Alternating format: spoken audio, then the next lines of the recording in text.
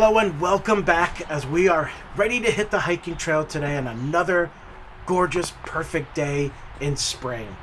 I really love this time of year. There is one thing though that I don't like when I go hiking at this time of the year, and that is spiders.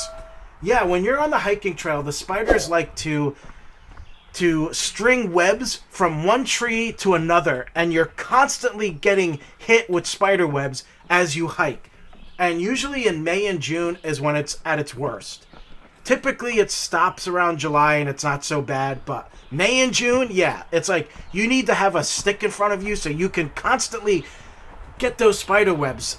Otherwise, you're going to be covered in them. And with the GoPro camera and me having to shoot these videos, I can't exactly have a stick in front of me. It'll ruin the videos. So it has been a little bit on the annoying side. But I still appreciate the hike. It is still perfect outside, and today is no exception. It is going to be another fantastic hike at a amazing location. I mean, this location is truly just stunning. Now, in order to get here, you have to park across the street and then cross the street. But in the parking lot, there is another hiking trail. And I have gone on that hiking trail before, and I typically find it to be, it's not very scenic. There is a little spot with a bridge and a cool little stream, but otherwise it's kind of messy. And the only time I really like to go there is in winter, after it snows. Because if you go there around sunset, the sun will shine through the forest and turn the snow into this beautiful orange or pink glow. It is gorgeous. So that is the only time I really like to come here. But I kept hearing about how there was another hiking trail across the street, and yet I could never find it. And I thought, where's this hiking trail? What are these people talking about?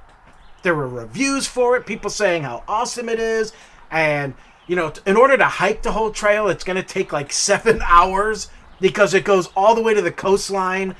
So I'm like, where is this thing? So finally, this past winter, I was in the parking lot, and I look over across the street, and I see it. I see the entrance, and there's a sign there. What happens is in the summer months, that is all hidden by trees. Because of all the green leaves and everything, you can't see that it's there. And that is why I could never find it. But because the leaves were down and it was winter time, and they had cleaned up the area a little bit, there it was. So I went on that hike, and it was fantastic. So what's going to happen is this is going to be a two-parter. And we're going to do the first part today, and then I'm going to do the continuation. Because the second part of this, we end up at this stunning lake. It is unlike any lake I've ever seen. I don't even know how to describe it. I don't even know if the camera's going to pick up how amazingly beautiful this spot is. But basically, you're in the forest, deep in the forest, and you keep going, and then you go up this big hill. And then you go down this very steep hill, and suddenly, there's water. But then you got to curve around, and then you can hear a waterfall. And you end up coming across this river that's going all over these rocks, and twisting and winding, and there's moss, and there's even a little island out there. And it is unlike anything I've seen. And it is stunning.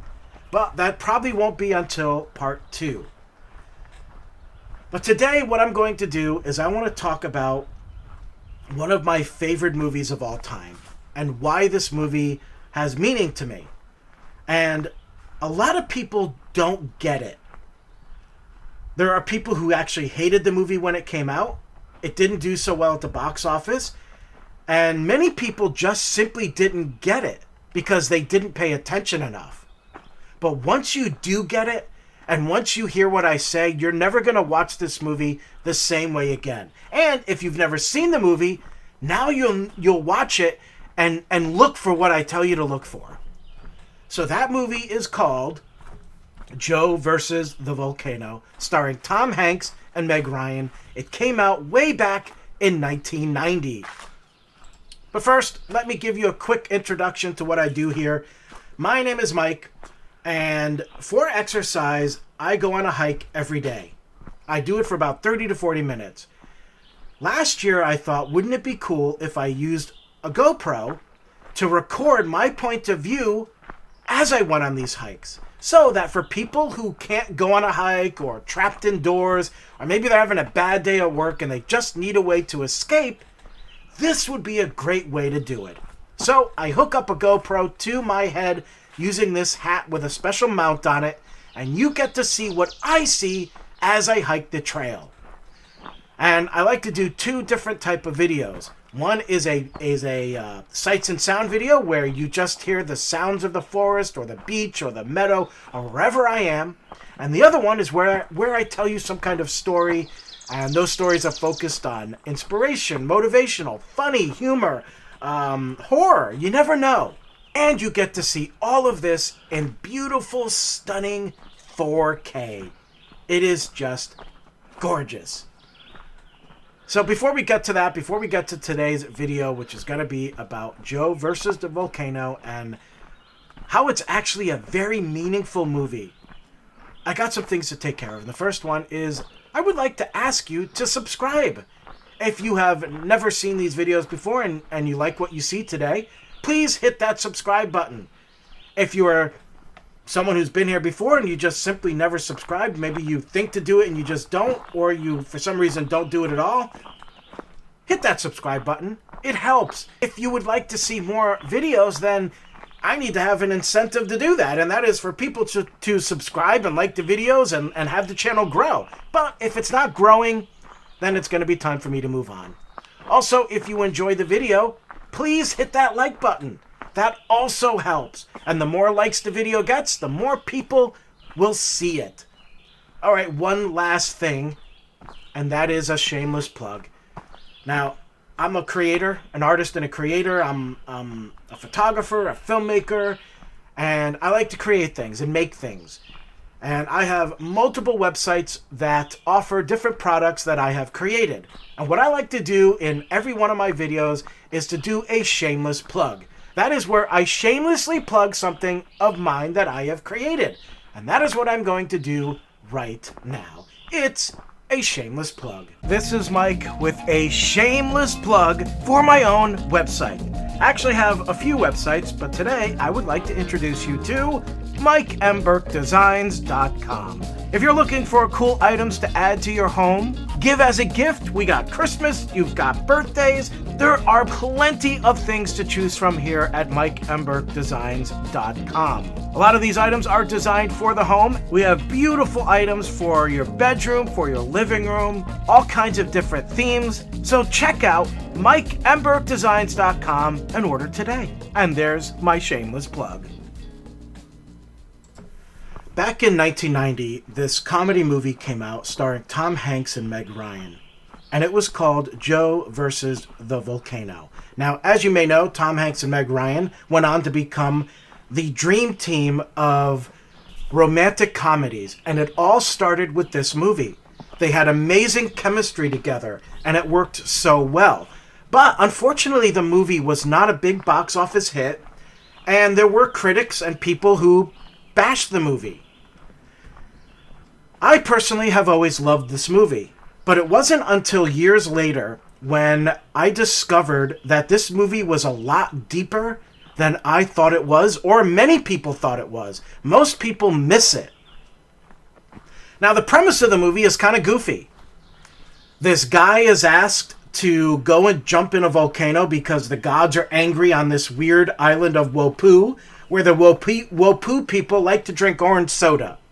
And they need to have someone sacrifice themselves in order to ease the gods and save their civilization. And it sounds like a weird, funny, bizarre concept. But it's actually much deeper than that. Because when we meet Joe Banks, he is extremely depressed. He works in a horrible company, a company he hates. He thinks he has an illness because he just doesn't feel right.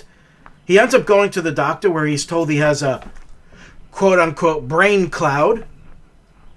And then soon after that, he is visited by Lloyd Bridges, who invites him to sacrifice himself to the gods of the island of Wopu. And Joe Banks eventually decides, sure, why not? Meanwhile, he's working with a woman who he has a crush on, played by Meg Ryan. But he never does anything about it. And eventually he does. Now Joe Banks is on his way to the island, and he meets a second version of Meg Ryan. And she's kind of a little nutty, but somehow he connects with her, and they kind of have this little connection. And then finally we meet the third Meg Ryan, and this particular Meg Ryan looks more like Meg Ryan, and this is the person he is going to go on a boat trip with to this island.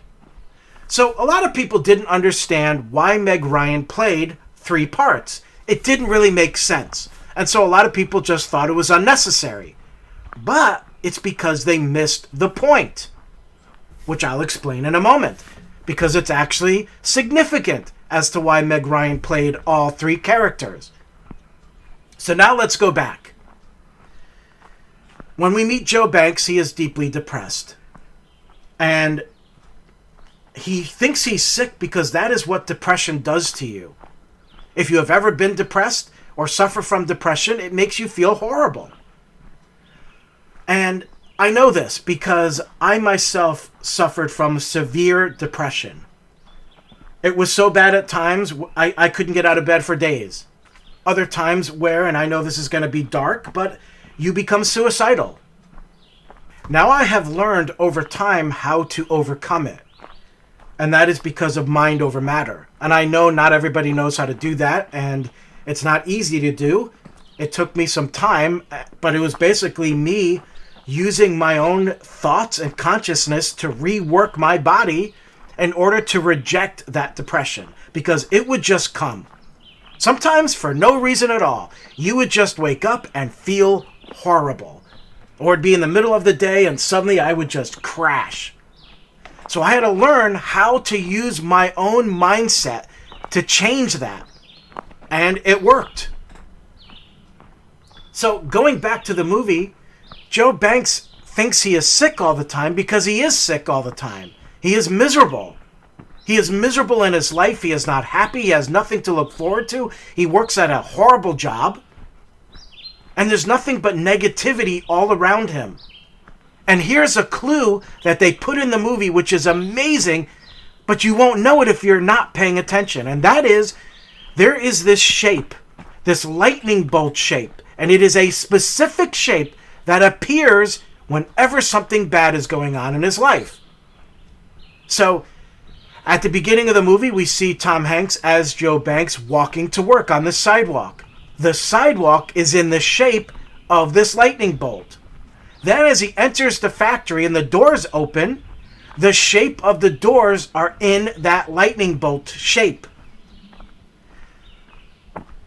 It turns out that the company's logo is also in that lightning bolt shape. Later on, when we meet Joe, or we go to Joe's apartment, there is a crack in the wall. The crack in the wall is in that lightning bolt shape. Later on in the movie, when his boat gets struck by lightning, the lightning bolt is in that exact same shape. And the same thing happens when he is headed towards the volcano to jump in. The pathway leading to the volcano is in that lightning bolt shape. So that represents his darkness, his negativity, that it's like a black cloud that's all around him. But instead of the filmmakers using a black cloud, they wanted to be more creative. And so it's the lightning bolt. And it makes sense that whenever there's something negative around him, that is there with him. And that represents all the bad stuff in his life. And the problem here that we learn about Joe, and which is the entire purpose of this movie, the movie is all about taking a leap of faith. And Joe won't do that. That's why his life sucks. And we find out why his life sucks. He was once a firefighter. He was once saving people's lives and living life. And then things went wrong. And when they went wrong, he fell. And he fell hard. He fell into darkness, into depression and misery. And now He's stuck. He is stuck there and he can't get out. But finally, the opportunity presented itself as all of these little pieces of fate stepped in. All these little things that took place that would eventually lead Joe to taking a leap of faith. So now Meg Ryan comes in. She plays 3 different characters. Why? Because as we learn, the third Meg Ryan is his soulmate. She is willing to go and take that leap of faith with him. She falls in love with him. He falls in love with her. They have a connection that neither of them have ever had before with another human being. And they realize, without saying it, that they are each other's soulmates. They are who they've been looking for their whole life. So each version of Meg Ryan represents that. The woman he worked with has a resemblance to her. There's certain elements of her that represents who his soulmate is. Then the second one comes along, and it's the same thing. She's a different personality, but there's something about her. There's some heart there. But again, Joe Biden connects to her. And again, that is a representation of who he's going to eventually meet. And then when he meets the third Meg Ryan, at one point in time, they say it's like we've known each other. Like we've known each other before. Like I've seen you before. I think Tom Hanks says that. It's like I've seen you before. And yes, it's funny. It's a joke because, yes, he has, because of those 2 other characters Meg Ryan played, but it's also deep because he has always known her. She is the one. And those other women in his life were representations of who he would eventually meet. They were clues and hints for him. That, hey, Joe, she's coming. Your life is going to get better. All you have to do is take a leap of faith. So a lot of people miss that, how deep this movie is. Yes, it's funny. It's a great comedy movie. It is a fantasy movie, without a doubt. You know, it's not done in a way that's completely realistic. And personally, I just love it. I love it. I think it's got great visuals, it's a great story. It's like a fairy tale story. It's whimsical, but also extremely deep. Extremely deep. And for me, it was there to save me in my life. You know, it inspired me to take a leap of faith. I was once working at a job where I was so miserable that I actually had reached a point where I was thinking about ending my life. Like, I thought to myself, why would I let a job do that to me? And I wasn't the only one. Everybody else there was miserable too, and people were constantly talking about how I simply can't continue living like this. But nobody could find a way out. They were too afraid to go take that leap of faith, take that chance that maybe they would find something better. They were trapped and stuck, which is what happens when you're miserable and depressed. And I reached that point where I thought, I don't want to be this way. I don't want a job to do this to me and make me miserable and have me thinking about ending my own life over a stupid, worthless job. And I watched this movie again. And I was inspired, and I said, that's the answer. I just take a leap of faith. I jump. I jump into that volcano, and I see what happens. Who knows what will happen on the other side? It could go bad, or it could go great. Things could work out. I just don't know. But I'm never going to find out if I stay here. I continue to be miserable and stuck. No, I jump. I jump, and I take that leap of faith. And when I do, we'll see what happens. Well, I did. I wrote a resignation letter. I snuck into the building. My boss wasn't even there yet. I put it on his desk and I snuck out. Nobody even knew I was there. And that was the end. When I got home, I had a little moment where I was like, no, I should go back. I should go back, grab that letter, throw it in the trash, and get back to work. And then I said, no. You're taking a leap of faith. You have to do this. Well, it worked out. It actually worked out perfectly. And my life got better and things worked out in my favor. Because I took that leap of faith.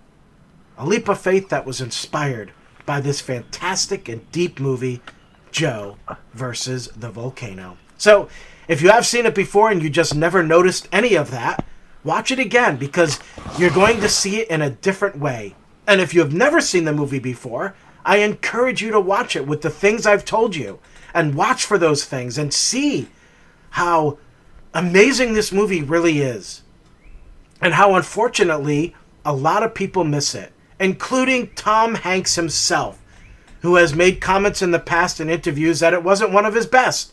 And that saddens me, because if only people could see the truth about this movie and what it really is, it could go viral and go down in history as one of the deepest movies ever made.